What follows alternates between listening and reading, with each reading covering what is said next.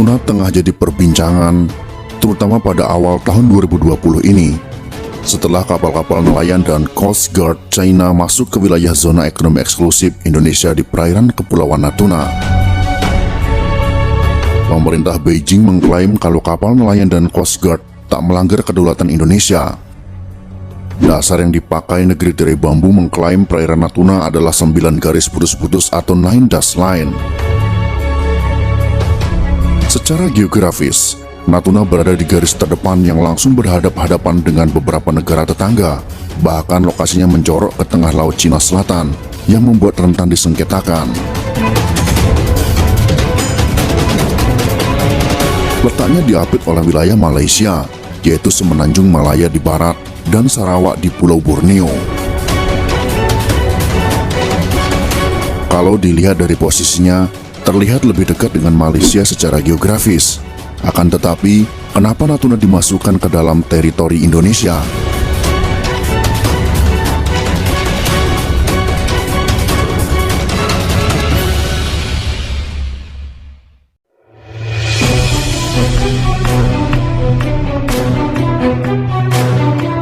Sejatinya Kepulauan Natuna dengan 7 pulau di sekitarnya pada abad ke-19 adalah wilayah Kesultanan Riau dan pada tanggal 18 Mei tahun 1956 sudah didaftarkan sebagai milik Indonesia ke PBB. Catatan Natuna sampai ke tangan Indonesia memiliki catatan sejarah panjang. Natuna yang terdiri dari beberapa pulau ini sempat jadi perebutan sengit antara dua kekuatan besar saat itu, yaitu Belanda dan Inggris, di tahun-tahun awal kedatangan bangsa Eropa ke Nusantara. Belanda memilih mendirikan pusat pertahanan dan pelabuhan di Malaka, setelah sebelumnya menyingkirkan Portugis dari wilayah tersebut. Sementara Inggris lebih memilih Bengkulu di pantai timur Sumatera sebagai basisnya. Inggris juga membangun kantor dagang di Tanjung Pinang untuk mengontrol perdagangan di kawasan Selat Malaka.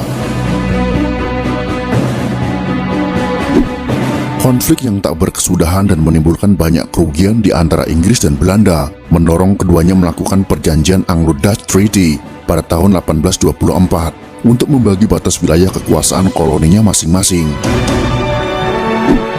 Dalam perjanjian tertulis tersebut, batas-batas laut di Selat Malaka dan Laut Cina Selatan yang sebelumnya kabur ditetapkan secara tegas di antara kedua negara. Inggris mendapatkan wilayah di utara dan timur Selat Malaka yang meliputi Semenanjung Malaya dan Singapura, sementara bagian selatan dan barat selat jatuh ke tangan Belanda. Kawasan yang dimiliki Belanda antara lain Pulau Sumatera, Pulau Lingga dan Riau. Sebagai gantinya, Inggris juga hengkang dari Bengkulu. Saat perjanjian itu dilakukan, bagian utara Pulau Borneo masih dikuasai oleh Kesultanan Brunei. Saat kerajaan tersebut mengalami kemunduran, Inggris mengambil alih wilayah tersebut. Alasan ini yang kemudian hari membuat Natuna yang jatuh ke tangan Indonesia diapit dua wilayah utama negeri jiran.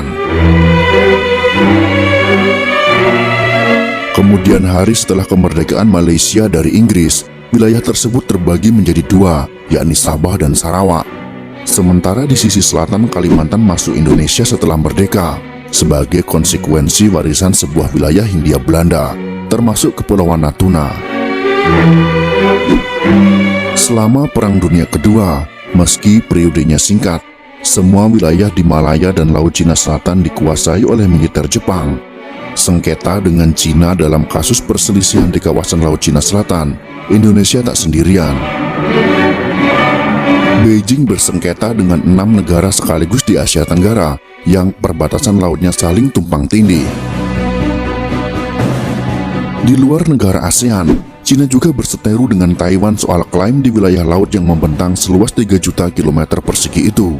Dasar yang digunakan Cina mengklaim sebagai pemilik Laut Cina Selatan adalah 9 dash line.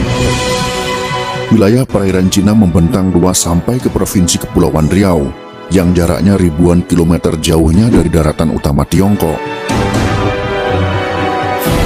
Wilayah yang masuk dalam 9 dash line yakni melingkupi Kepulauan Paracel yang juga sama-sama diklaim Vietnam dan Taiwan, hingga laut di Kepulauan Spratly di mana China bersengketa dengan Filipina, Malaysia, Vietnam dan Brunei Darussalam.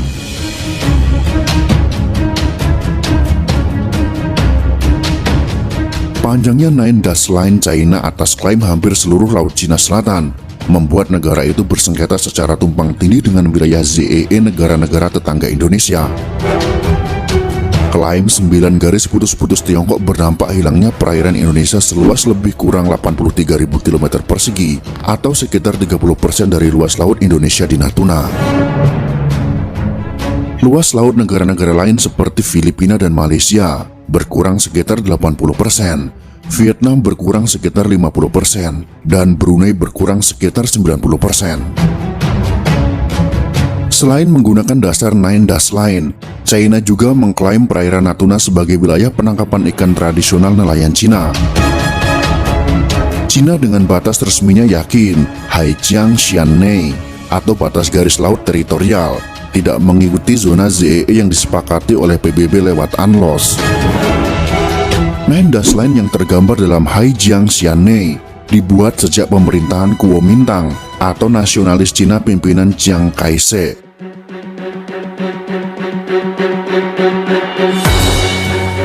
Cina menciptakan garis demarkasi yang mereka sebut sebagai 11 Dash Line. Berdasarkan klaim ini, Cina menguasai mayoritas Laut Cina Selatan termasuk Kepulauan Pratas, kemudian wilayah Macclesfield Bank, serta Kepulauan Spratly dan Paracel yang didapat China dari Jepang usai Perang Dunia Kedua. Klaim ini tetap dipertahankan saat Partai Komunis menjadi penguasa Cina pada tahun 1949. Namun, pada tahun 1953, pemerintah Cina mengeluarkan wilayah Teluk Tonking dari peta 11 Dash Line buatan Kuomintang. Pemerintah komunis menyederhanakan peta itu dengan mengubahnya menjadi Nine Dash Line, yang kini digunakan sebagai dasar historis untuk mengklaim hampir semua wilayah perairan Laut Cina Selatan.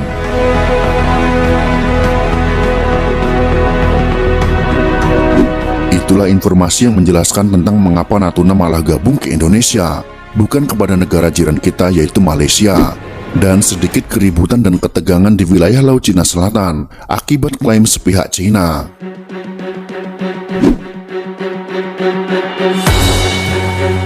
Sebenarnya kita jangan menyebut wilayah tersebut sebagai Laut Cina Selatan.